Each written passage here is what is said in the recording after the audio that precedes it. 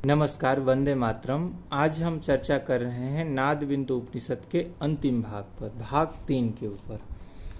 तो मैंने आपको बताया कि पिछले ब्रह्म को लेकर जो उनका उपदेश है, नाद अनुसंधान है और ओमकार की मात्राएं हैं, ओमकार की साधना है, उसका परिणाम है, उसका फल है, इसका हमने विशेष चर्चा किया।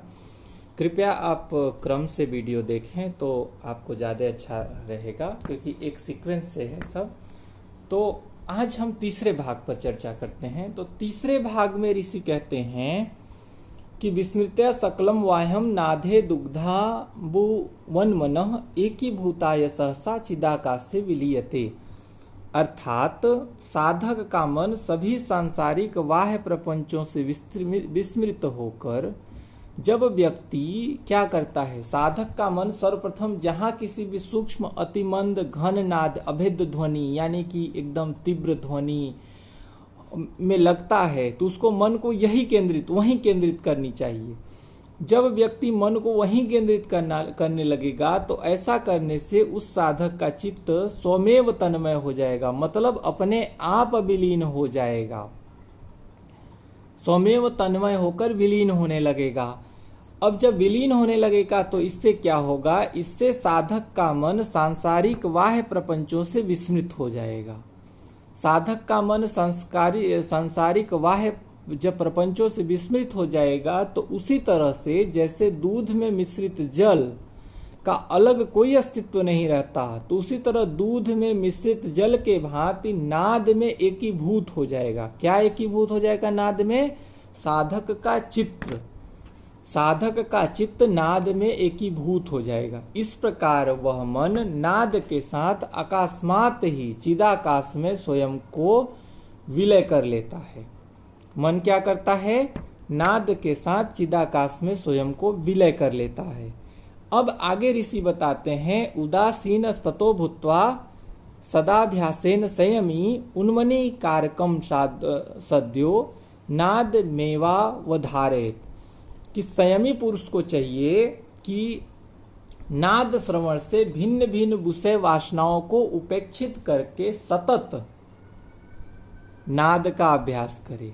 क्या करना चाहिए कि नाद श्रवण करने वाले संयमी व्यक्ति को भिन्न भिन्न विषयों की वासनाओं को उपेक्षित करके सतत नाद का श्रवण करना चाहिए और मन को तत्क्षण उस नाद में ही नियोजित करना चाहिए। मन को उसी क्षण जब उसका थोड़ा भी भटकाव आए तो मन को तुरंत जो भी नाद उसको सुनाई दे रहा है उसी नाद में उस मन को नियोजित करना चाहिए, यानी लगा देना चाहिए।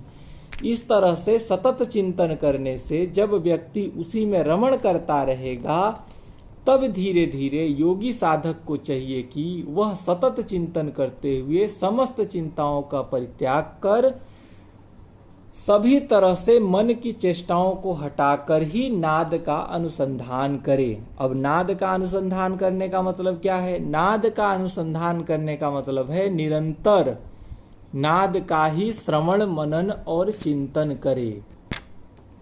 सर्वचिंता समुत्सृज्य सर्वचेष्टा विवर्जित नादमेवा अनुसंध्यान्यादे चित्तम विलीयते। योगी साधक को चाहिए कि वह सतत चिंतन करते हुए समस्त चिंताओं का परित्याग कर सभी तरह की चेष्टाओं से मन हटाकर उस नाद का अनुसंधान करे, सतत अनुसंधान करे, मतलब सतत श्रवण मनन और चिंतन करे। क्योंकि जब व्यक्ति ऐसा करेगा, ऐसा चिंतन करेगा तो सहस्थ ही जल्दी ही चित्त का नाद में लय हो जाएगा। मकरंदम यहां ऐसा कह रहे हैं योगी कि व्यक्ति को मन के ऋषि ऐसा कह रहे हैं कि व्यक्ति को इस तरह से नाद में अपने चित्त को लगा लेना चाहिए जैसे जब भ्रमर मधुमक्खी फूलों का रस ग्रहण करता है तो रस को ग्रहण करते समय वो पुष्पों की गंध की अपेक्षा नहीं करता। उसी प्रकार नाद में तल्लीन रहने वाले चित्त को विषय वासना आदि की आकांक्षा नहीं करनी चाहिए, यानी कि जहां फोकस है अपना उसी फोकस में लगे रहना चाहिए, उससे थोड़ा भी डाइवर्जन नहीं होना चाहिए।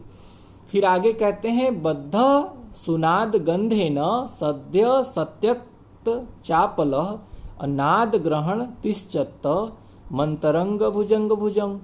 यह चित्त रूपी अंतरंग भुजंग सर्पनाद को सुनने के पश्चात उस सुंदर नाद की गंध से आबद्ध हो जाता है और तत्क्षण ही सभी प्रकार के चपिलताओं का परित्याग कर देता है। कह रहे हैं जब व्यक्ति विषय वासनाओं को नहीं रखता तो यह चित्त रूपी अंतरंग भुजंग, मतलब चित्त को क्या बोला, चित्त को एक तरह से सर्प बोला।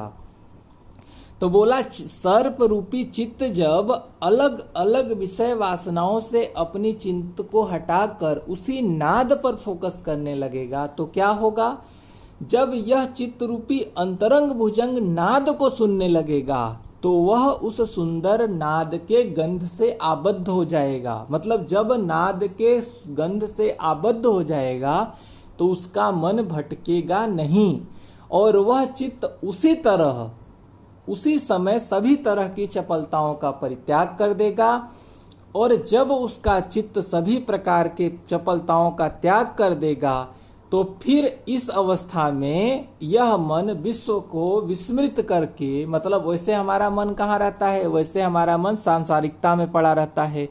लेकिन जब इस प्रक्रिया के तहत हम अपने मन को नाद में एकाग्र कर लेंगे तो हमारा मन विश्व को विस्मृत करके एकाग्र हो जाएगा और एकाग्रता को धारण करके एकाग्र हो जाएगा। और जब एकाग्र हो जाएगा तो वह और कहीं नहीं दौड़ेगा, विषय वासना रूपी उद्यान में विचरण करने वाले मन रूपी गजेंद्र को बस में करने का यह नाद रूपी अति तीक्ष्ण अंकुश ही समर्थ होता है। अब यहाँ ऋषि बड़ी बात को जनरलाइज कह रहे हैं कि मन को जब संसारिकता को जब मन से विस्मृत कर दिया जाएगा तो व्यक्ति एकाग्रता करके धारण कर लेगा। जब नाद में अपने चित्र को धारण कर लेगा तो उसका मन कहीं और नहीं दौड़ेगा। जब नहीं दौड़ेगा तो विषय वासना रूपी उद्यान में विचरण करने वाला, वैसे हमारा मन जनरली क्या होता है, विषय वासनाओं में होता है। तो कह रहे हैं विषय वासना रूपी मन रूपी गजेंद्र, मतलब जैसे बलशाली हाथी होता है वैसे हाथी जैसा मन है, मन को कंट्रोल करना बहुत कठिन है। तो यहाँ ऋषि कहते हैं कि मन रूपी गजेंद्र को बस में करने में यह नाद रूपी अति तीक्ष्ण अंकुश ही समर्थ होता है। जैसे तीक्ष्ण अंकुश मारने से हाथी बस में आ जाता है, वैसे ही यह मन रूपी गजेंद्र को भस्म करने के लिए यह नाद रूपी अति तीक्ष्ण अंकुश समर्थ होता है।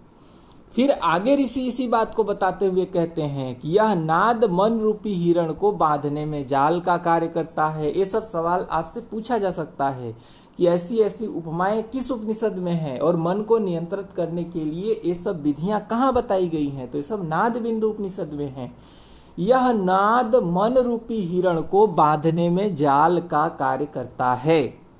यह नाद मन रूपी तरंग को रोकने में तट का काम करता है।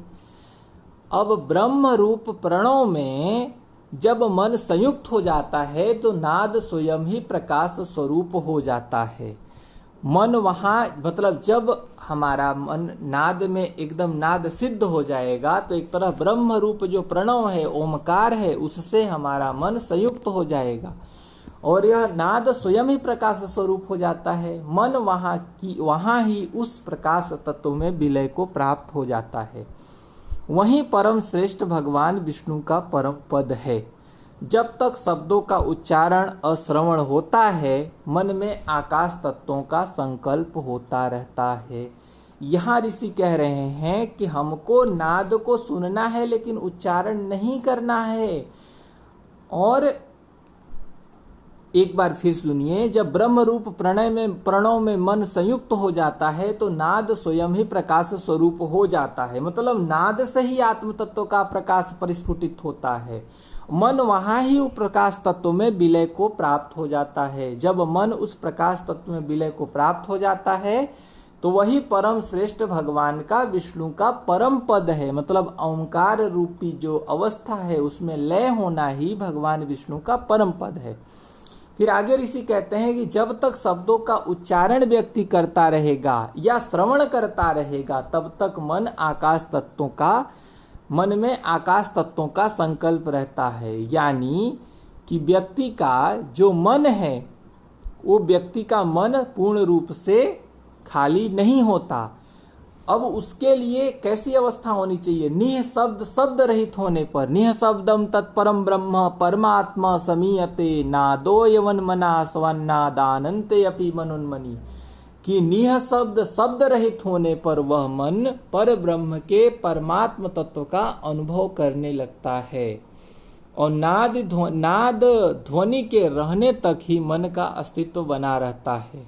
नाद के समापन होने पर मन भी अमन या शून्यवत हो जाता है। कहने का मतलब निःशब्द या कहें शब्द रहित होने पर, जब कुछ सुनाई नहीं देता तो मन भी पर ब्रह्म तत्व का अनुभव करने लगता है।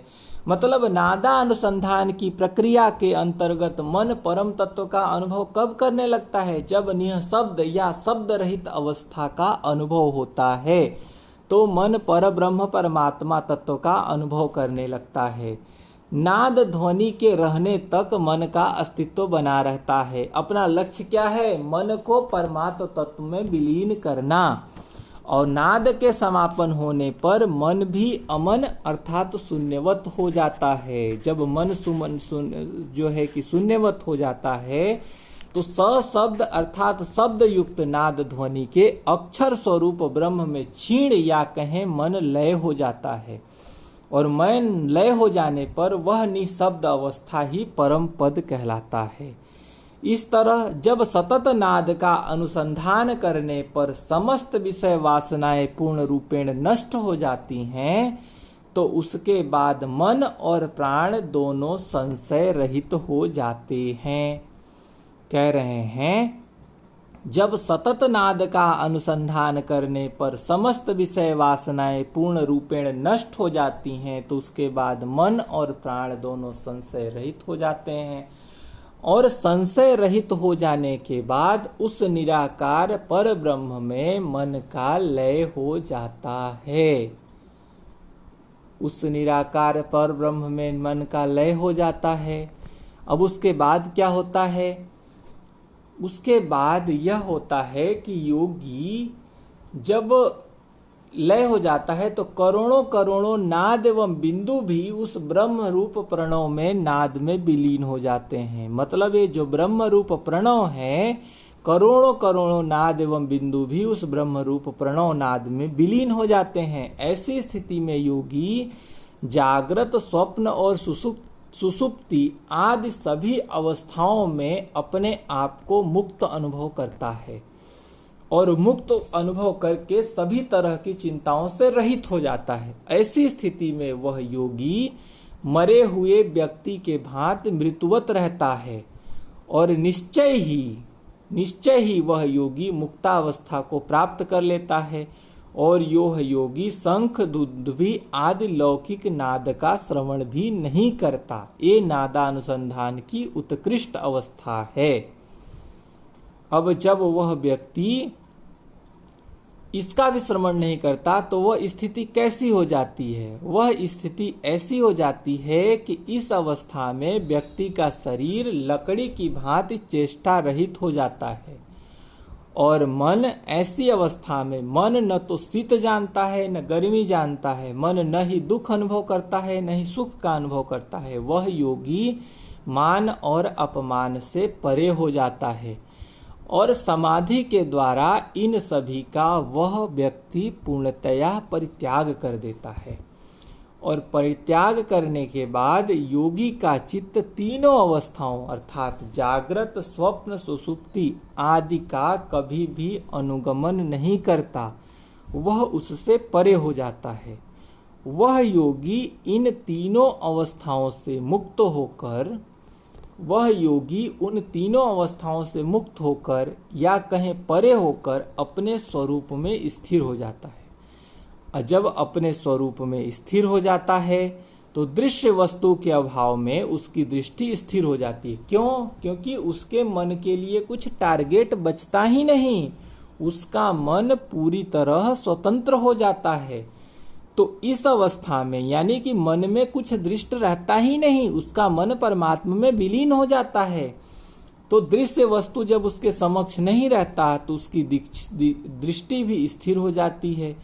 अब दृष्टि जब स्थिर हो जाती है तो उसके प्रयास से उसका प्राण भी अपने स्थान पर स्थित हो जाता है। आप जानते हैं कि आप या तो मन को नियंत्रित करें तो प्राण स्थित हो जाता है, प्राण को नियंत्रित करें तो मन स्थित हो जाता है। कुछ शास्त्रों में ऐसा प्रतिपादित किया गया है, वैसे ऐसे सामान्य अनुभव भी है कि प्राण को स्थिर करना मन को स्थिर करने की तुलना में ज्यादा आसान होता है। तो बिना प्रयास के ही जिसका प्राण अपने स्थान पर सुस्थिर हो जाता है और योगी बिना किसी आश्रय अथवा अवलंबन के ही जिसका चित्त स्थिरता को प्राप्त होता है, ऐसा वह योगी ब्रह्ममय प्रणव नाद की अंतर्वर्ती तुरीया अवस्था के परमानंद अवस्था में सदैव स्थित हो जाता है। और यही इस उपनिषद का चरम लक्ष्य है, व्यक्ति को परमानंद की सर्वोत्कृष्ट अवस्था में पहुंचाना।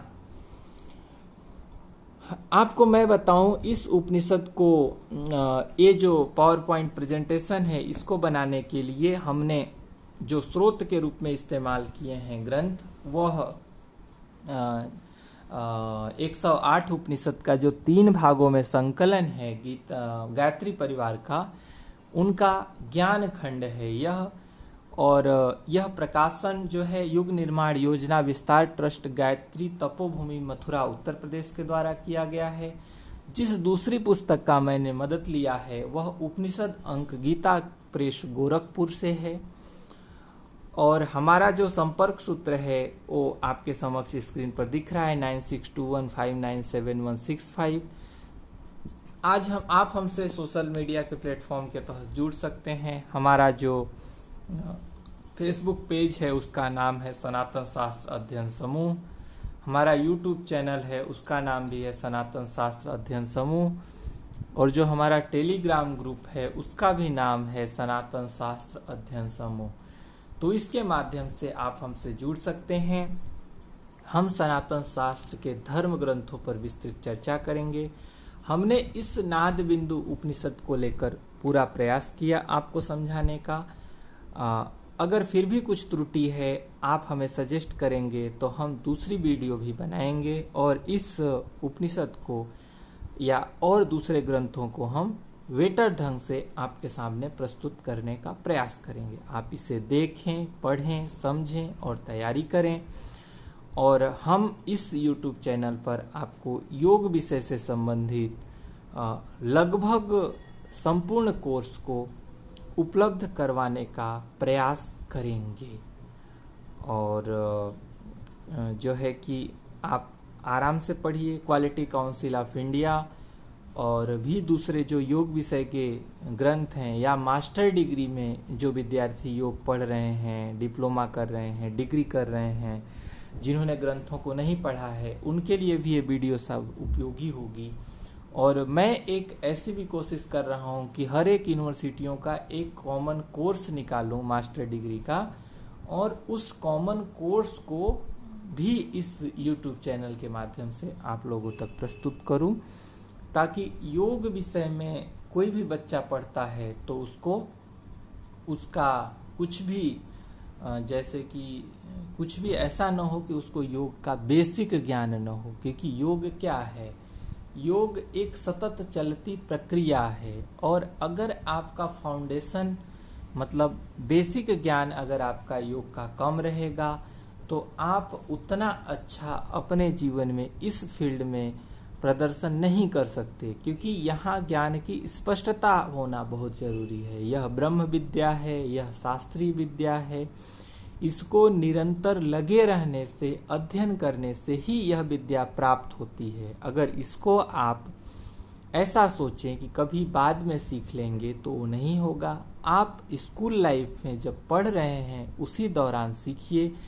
आपके शिक्षकों से मिलिए, उनसे मिलिए, वो सिखाते हैं तो ठीक है, नहीं तो हमारे जैसे और भी लोग उपलब्ध हैं, उनसे मिलिए, अपनी समस्याएं रखिए, अपनी समस्याएं आप रखिए। हम उस पर वीडियो बनाने का, हमारे बस में जो जो समस्याएं होंगी हम उसको हल करने का प्रयास करेंगे। जय हिंद, जय भारत, नमस्कार, वंदे मातरम। फिर मिलेंगे।